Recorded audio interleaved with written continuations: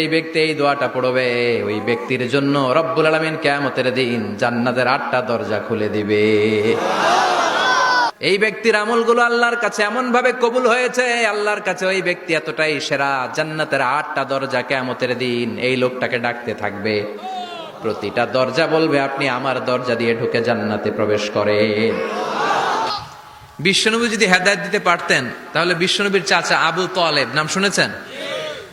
জন্মের আগে বাবা হারা হলেন, দাদার কাছে মানুষ হলেন, দাদাও চলে গেল, রয়ে গেল চাচা আবু তালেব। আপন বাবার চেয়ে কোনো অংশে কম করে নাই। বিশ্বনবীর প্রথম বিয়েটা খাদিজাতুল কুবরা তাহেরার সাথে নিজে দায়িত্ব নিয়ে বিয়ে দিয়েছেন। বিয়েতে মোহর দেয়া লাগে না? এই মোহরের টাকাটাও চাচা আবু তালেব নিজের পকেট থেকে দিয়েছিলেন। নিজে দাঁড়িয়ে বিয়ের খুতবা দিয়েছেন। আজীবন ছাতার মতো নিজের ভাতিজাকে আগলে রেখেছেন, যাতে কাফের মুশরিকরা হার্ট করতে না পারে। কিন্তু তারপরেও এই চাচার নসিবে কি হেদায়েত জুটেছে? চাচা অসুস্থ, মুমূর্ষ, চলে যাবে। বিষ্ণু বলেছেন, লাকিনু মাউতাকুম লা ইলাহা ইল্লাল্লাহ, তোমরা মুমূর্ষদের সামনে বসে লা ইলাহা পড়ো। আবার বলেছেন, ইকরাউ আলা মাউতাকুম সূরাতা ইয়াসিন, মুমূর্ষদের সামনে সূরা ইয়াসিন পড়ো। তো বিশ্বনবী যে তালকিল দিলেন, চাচা আপনি পড়েন না লা ইলাহা ইল্লাল্লাহ মুহাম্মাদুর রাসূলুল্লাহ। ওই দিক দিয়ে আবু জাহেল, উতবা, সাইবা এরা বলে, খবরদার, আজীবন যে ধর্মের উপর ছিল ওইটার উপরই থাকো, নতুন ধর্মে যায়ও না। বিশ্বনবী বলে, পড়েন লা ইলাহা। আবু জাহেল বলে, পড়ো না। অবশেষে চাচা আবু তালেব বলল, আলা মিল্লাতি আব্দুল মুত্তালিব, আমি আমার বাবার ধর্ম আব্দুল মুত্তালিবের শিরকি ধর্মের উপর থেকেই শেষ নিঃশ্বাস ত্যাগ করলাম। নসিবে হেদায়েত জোটে? এই পৃথিবীতে অনেক বাবা ছিল নবী, নিজের কলিজার টুকরা ছেলের হেদায়েত দিতে পারে নাই। নূহ আলাইহিস সালাম আল্লাহর নবী না? ওনার ছেলে কানাআনের হেদায়েত হয় নাই, ঠিক কি না? বিশ্বনবী দোয়া করতেন, আনা দাওয়াতু আবি ইব্রাহিম, আমি আমার বাবা ইব্রাহিমের দোয়ার ফসল। সাইয়েদনা ইব্রাহিম আলাইহিস সালাম ছিলেন সব নবীদেরও বাবা, কিন্তু উনার বাবার হেদায়েত হয় নাই। আল্লাহু আকবার। সাইয়েদনা লূত আলাইহিস সালাম আল্লাহর নবী, স্ত্রীর হেদায়েত হয় নাই।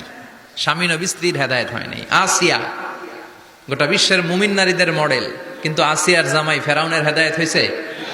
হয় নাই। এজন্য হেদায়েত দেয় কে? আল্লাহ। এজন্য আমরা প্রতিদিন সূরাতুল ফাতিহার ভেতরে পড়ি, ইহদিনাস সিরাতাল মুস্তাকিম, O Allah show us the right path. আমি যদি পথ ভুলে যাই, আমাদের পথ দেখায় দিবে কে? আল্লাহ। মুমিনদের টার্গেট কি? আল্লাহ।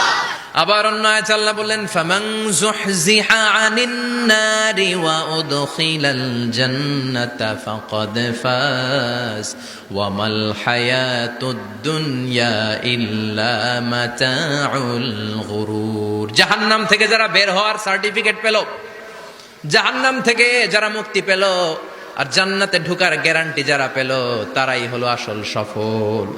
সুবহানাল্লাহ পড়েন। সবাই জান্নাতে ঢুকতে চাই তো ইনশাআল্লাহ?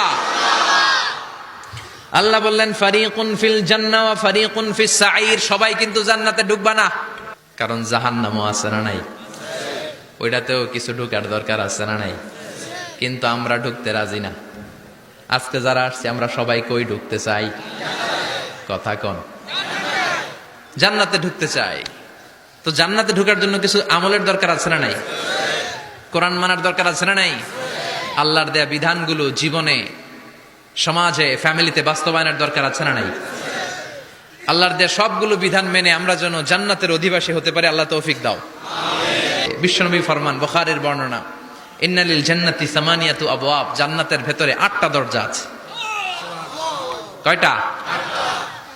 বিশ্বনবী একবার সাহাবাদেরকে নিয়ে ওয়াজ করছেন, বলছেন, তোমাদের মধ্যে এমন একজন ব্যক্তি আছে, এই ব্যক্তির আমলগুলো আল্লাহর কাছে এমন ভাবে কবুল হয়েছে, আল্লাহর কাছে ওই ব্যক্তি এতটাই সেরা, জান্নাতের 8টা দরজা কিয়ামতের দিন এই লোকটাকে ডাকতে থাকবে।